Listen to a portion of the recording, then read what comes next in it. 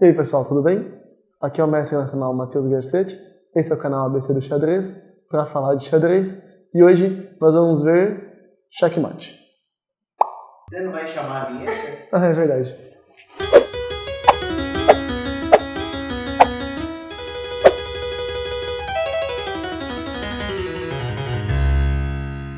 Antes de começar o vídeo, deixa aquele like, gente boa, e se inscreve no canal. Se você já é inscrito, não aperta nada, porque senão você vai se desinscrever. E a gente não quer que isso aconteça. E na aula de hoje, nós vamos ver sobre checkmate. Eu vou passar vários exemplos dos mates mais típicos que acontecem no xadrez.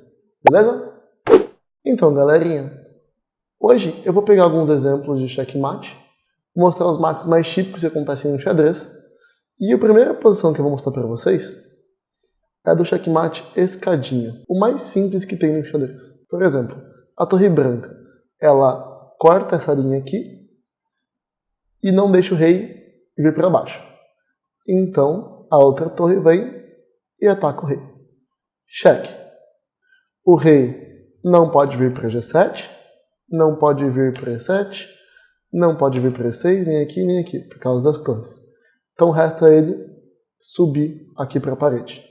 E agora a outra torre vem e cheque de novo. Bom, o rei está em cheque, esse detalhe importante. Cheque, não pode ir para H8, não pode ir para F8, não pode ir para F7, não pode ir para G7, nem para H7. E agora, o rei está em cheque, não tem como colocar uma peça na frente, não tem como capturar o atacante, não tem como esconder o rei numa casa segura. Checkmate. Beleza? Fácil, né? O próximo exemplo que a gente vai ver aqui é o mate do corredor. É a vez das brancas e elas percebem que o rei preto só pode andar para H8 e F8. E claro, ficar parando onde ele está e mexer algum peão. São os lances que as pretas podem fazer. Qual é a peça que vai tampar essas três casas aqui ao mesmo tempo? Obviamente, a torre. Então pega a torre e joga lá em C8. Cheque. Rei não pode vir para H8, não pode vir para F8, não pode ficar parado em G8. Então, checkmate. Vamos ver agora mais alguns exemplos de mate do corredor. O bispo preto está cortando essa casa do rei, e o rei só pode jogar em H3 ou em H1. Então eu vou marcar o G1 aqui de vermelhinho, porque ele não pode ir. Então, a torre vem e cheque. Não pode vir para cá, não pode ficar parado, não pode vir aqui, não pode vir aqui. Ou seja, checkmate. Por que esse mate é conhecido como mate do corredor? Porque o rei está preso num corredor, que é esses peões e essa torre cortando o rei para baixo, e a parede que não deixa o rei para cima, certo? Nessa posição, as brancas jogaram um lance bem interessante, que foi dama captura esse peão. E eles falaram assim, nossa cara, não acredito. Deu uma dama de graça. Eu vou comer essa dama muito fácil. E capturou a dama aqui. Só que elas não perceberam que tinha um mate do corredor escondido. Torre D8. Cheque. O rei não pode ir para H8. Não pode ir para F8. Mas aí você fala assim, não é mate ainda. Porque ele pode cobrir com a dama. Claro que pode cobrir com a dama, mas aí torre captura a dama e mate. Beleza? Outro mate bem típico que acontece no xadrez é o beijo da morte. Por que chama beijo da morte? Porque a dama vai encostar no rei adversário com alguma proteção. E aí ele não tem mais o que fazer. Eu poderia muito bem jogar assim, dama captura dama aqui nessa posição. Seria legal. Só que aí peão captura dama, não acontece nada. Eu ganhei 9 e perdi 9. E se você parar para pensar, eu estou ajudando as pretas. Por que eu estou ajudando as pretas? Porque elas têm uma torre a mais. Então, se eu trocar as peças perdendo o material, ajuda quem está ganhando. Então, eu paro e penso e faço um lance um pouquinho mais legal aqui, que é dama captura G7. Dama captura G7. A dama está atacando o rei. E é cheque. Só que o rei não pode ir para H8. Não pode ficar em G8, obviamente, porque está em cheque. E também não pode capturar a dama, por causa do meu bispo aqui. Beleza? Então, esse mate é conhecido como beijo da morte. Toda vez que a dama atacar o rei adversário com alguma proteção, o rei adversário estiver na parede e não ter como defender, a gente chama de beijo da morte e a checkmate. Vamos ver mais exemplo de beijo da morte? Naquela posição, quem defendia o beijo da morte era o bispo. E agora, vamos ver a casa aqui da frente do rei? Olha, a dama pode jogar lá. Será que tem alguma peça que defende? A torre não defende, o cavalo não defende. E será que tem alguma peça meio que vai proteger essa dama quando a minha dama estiver lá? A torre, porque ela anda em linha reta, né? Se a minha dama estiver lá, minha torre protege. Então, eu jogo dama captura G7. Cheque. A dama está atacando o rei. Rei não pode ir para H8, não pode ficar em G8, não pode ir para F7 e não pode capturar a dama por causa da minha torre. E aqui a gente tem um beijo da morte, checkmate. O beijo da morte ele pode acontecer protegido por qualquer peça. Pode ser pelo bispo, igual foi aqui naquele primeiro exemplo, pode ser pela torre, igual foi aquela hora, pode ser pelo cavalo defendendo a dama, igual está nessa posição, pode ser pelo peão defendendo a dama, beijo da morte do mesmo jeito, e pode ser também pelo rei defendendo a dama.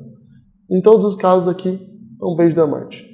Só que você tem que tomar cuidado, porque às vezes o cara vai dar um beijo da morte, mas ele não percebe que o adversário defendeu a casa com alguma peça. Nesse caso aqui, as brancas foram muito fáceis, assim, nossa, tem um beijo da morte facinho aqui. É só fazer o beijo da morte e comemorar o checkmate. E para dar checkmate aqui, ó, dama captura G7 e comemora que deu o beijo da morte. Só que, parabéns, nota 0. O cavalo defende o beijo da morte e ele captura a dama e não tem mais nada. Então, toma bastante cuidado com isso. Agora, nós vamos ver alguns checkmates mais aleatórios, assim. Vou pegar algumas posições específicas e mostrar para vocês como identificar o checkmate. Lembrando que eu vou deixar aqui uma lista de exercícios com checkmates aqui bem facinho, bem típico, para vocês fazerem com o link aqui embaixo, na descrição do vídeo. Para você identificar o checkmate, é importante você olhar a primeira coisa. Quem que é seu alvo? É o rei adversário, certo? Se o seu alvo é o rei adversário, você tem que focar nele. Vamos olhar para esse rei das negras aqui. Bom, ele está aqui em G8. Vamos marcar com verde onde ele pode ir. Ele pode ir em H8. Ele pode ficar parado onde ele está e jogar um peão, por exemplo. Ele pode jogar na casa F7 e pode jogar na casa F8. E fala um lance que eu jogo a minha dama, que tampa todas essas casas ao mesmo tempo. Pausa o vídeo um pouquinho e tenta achar aí. Acho que você encontrou, claro, o lance é dama E8, cheque. Por que a dama tampa essa casa, essa e essa casa? Checkmate. Beleza? Vamos para mais um? Nessa posição aqui é a vez das brancas. E elas vão observar primeiro onde está o rei adversário, certo? Vamos olhar aqui. Esse rei não pode ir para essa casa por causa do meu bispo. Então, só pode ficar onde ele está e mexer em qualquer peça e jogar na casa G7. Qual é a peça que vai tampar essas duas casas ao mesmo tempo? Joga o bispo em C3. Cheque. O bispo tampou a casa de G7, tampou a casa de H8. E como o outro bispo também tampa a casa de 8. Checkmate. Beleza? Para a gente encerrar a aula de hoje, vou passar mais um exemplo de checkmate aqui. E nessa posição as brancas jogaram dama captura torre. Cheque. Ah, professor, mas está dando a dama por uma torre? Como assim? Que absurdo. Não, pera lá, vamos entender. Se o rei fugir para H8, a dama captura a torre. E é mate. Certo? Então a torre é obrigada a capturar a dama. Torre captura a dama. E agora parece que a situação ficou feia, porque se eu capturar essa torre e o rei capturar meu bispo, eu vou jogar um final torre versus dama, o que é terrível, né? Eu vou estar perdido aqui. Só que tem esse lance que é muito cruel. Torre D8. Cheque. E olha que interessante. O bispo não deixa a torre voltar para defender o rei. Por quê? Porque ele está atacando o rei se a torre sair do lugar. Cheque. Como o rei não tem a casa de H8 para jogar, não pode ficar em G8 e não tem F8. Checkmate.